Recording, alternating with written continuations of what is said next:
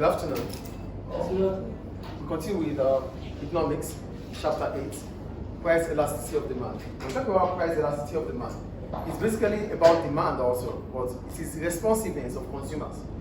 How do we react whenever a price increases or a price falls? So the measurement of how we react is called elasticity. Normally, with the law of demand, we know that when the price increases, the quantity demanded will reduce, and vice versa. We know that. But we want to measure the responsiveness between the quantity demanded as a result of a change in price. It is a theory that when price increases, demand falls. When price falls, demand increases. We know that. But we want to measure how responsive consumers are when it comes to a change in price. That brings us to what we call price elasticity of demand. Do you understand what price elasticity of demand is about? So price elasticity of demand is a degree of responsiveness between the quantity demanded of a product as a result of a change in price. So it means price has changed. So as soon as the price changed, what happens to the quantity demanded? We want to measure what happens with quantity demanded. So for us to measure it, we need to calculate. So that brings us to what we call price elasticity of demand. Do you understand what price elasticity is here? Price elasticity of demand is a degree of responsiveness between the quantity demanded of a product as a result of a change in price. A change in price could be an increase in price or a decrease in price. Either ways, consumers will respond. So measuring how consumer responds brings us to talk about PED. Do you understand up to now? Do you understand, please? Good. So how do we calculate our PED? To calculate our PED, it is percentage change in the quantity demanded over percentage change in the price. The percentage change in the quantity demanded, which has resulted to a change in price. That is how to calculate our PED. So we have Q2 minus Q1 over Q1 divided by P2 minus P1 over P1. So what does this imply? It means our Q1, which is the original quantity before the change in price, and our P1, the original price before the new price. Our Q2, the response based on the fact that the price has changed. And our P2, the price that made us to start changing the quantity we demanded. Do you get what I'm saying here? Yes. There's Q1, which is the original quantity. There's Q2, which is the change in quantity. What means about change in quantity? A new price from the P1. So P2 is our new price, which has bring about a new quantity. Do you understand Q1, P1, Q2, P2? Yes. Is that clear? Yes. So we have activity 1 to solve the problem, though. So for activity 1,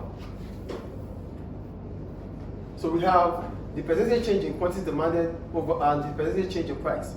Here, the quantity demanded the change in quantity demanded is done already to be 10 and the price is 5.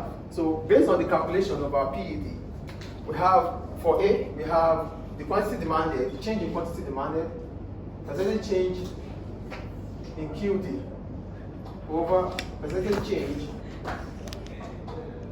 in price. This is for each one. Yes, please.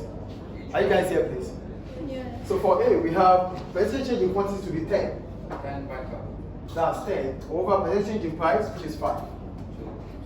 That is 2. Is it clear? Yeah. Is it clear, please? Yes. The second one, for B, we have 60-20, right?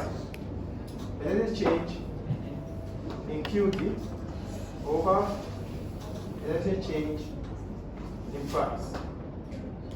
So that's 60-20. 60-20, 0-0. That's 3. Is it clear?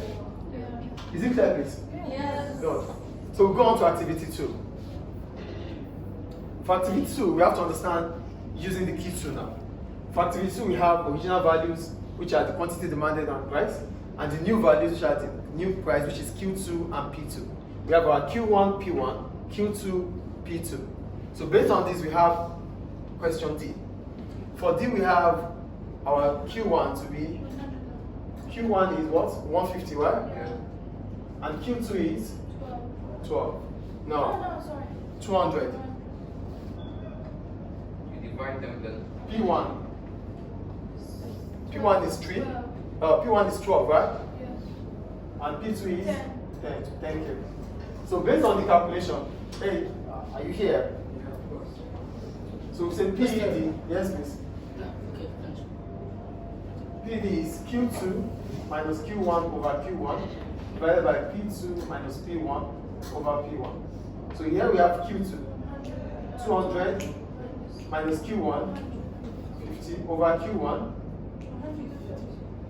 divided by P2, 10 minus 12 over 12. Do you understand up to here? Based on the formula, we say PED is Q2 minus Q1 over Q1 divided by P2 minus P1 over P1. Q1 is known already. These are Q1, the first quantity. That's the original quantity. This is the question. Original values, new values. Q1 for D is 150, Q2 is 200, P1 is 12, P2 is 10. Why is it not 45? That is D. We are talking about D, question D. Oh, D. Is it clear now, please? Okay. So from here we have 200 minus 150, which is 1 over 3. so we have 50 over 150 divided by minus 2 over 12. Do we get it up together? No. 200 minus 150, 50, 150. 10 minus 12 minus 2, 12. Do you understand up to here, please? Yes. So from here we reciprocate. That was 50 over 150 multiplied by 12 over minus 2. Do we get it up to here? Yes. 0, 0, 5 here 1, here 3. 3 here 1, here 4. So we have 4 over minus 2, which is minus 2. Do we understand? Yes. Is it clear, please? Yes. So that's how we go on about price elasticity of demand.